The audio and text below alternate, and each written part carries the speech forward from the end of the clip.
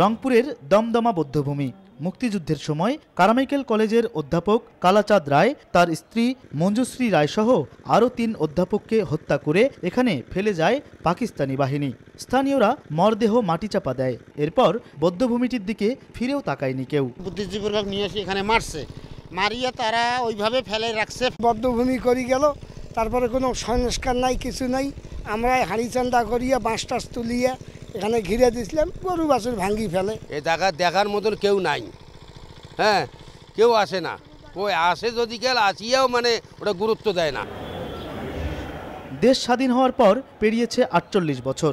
রংপুরের দমদমার মতো মুক্তিযুদ্ধের শোক ও গৌরবের সাক্ষী এই বৌদ্ধভূমিগুলো নতুন প্রজন্মের জন্য সংরক্ষণের দাবি সচেতন মহলের। স্মৃতিগুলো এখন আছে, এখনো আমি জীবিত আছি, আমরা বলতে পারছি, কিন্তু এরপরে আমরা যখন থাকবো না তখন এই স্মৃতিগুলোর কথা তো আর কেউ বলতে পারবে না। অনেক জায়গায় কিন্তু বদ্ধভূমির পাশে নানান রকম স্থাপনা গড়ে উঠে কিন্তু একরকম দখলদারিত্বের মধ্যেও যাচ্ছে।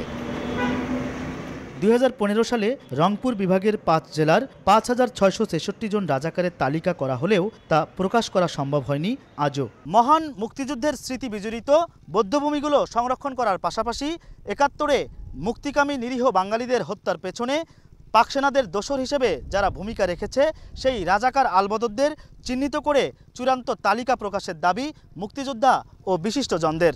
তালিকা হওয়া উচিত, তাদেরকে রাজনৈতিকভাবে একঘরে করা উচিত, অর্থনৈতিকভাবে একঘরে করা উচিত, তাদের পানিশমেন্ট হওয়া উচিত। যারা মুক্তিযুদ্ধের বিরোধিতা করেছে তাদেরকেও চিহ্নিত করে দেওয়ার দায়িত্ব কিন্তু প্রশাসনের বা আমাদের মুক্তিযুদ্ধের চেতনার পক্ষের লোকজনের। মুক্তিযুদ্ধ বিষয়ক মন্ত্রণালয় বৌদ্ধভূমিগুলো সংরক্ষণে উদ্যোগ নিয়েছে দাবি করে রাজাকারদের চূড়ান্ত তালিকা করার আশ্বাস জেলা প্রশাসকের। এটি পূর্ণাঙ্গ তালিকা নয়, তো আমরা চেষ্টা করব যাবতীয় তথ্যপত্রের ভিত্তিতে ভবিষ্যতে এই তালিকাটি পূর্ণাঙ্গ করার।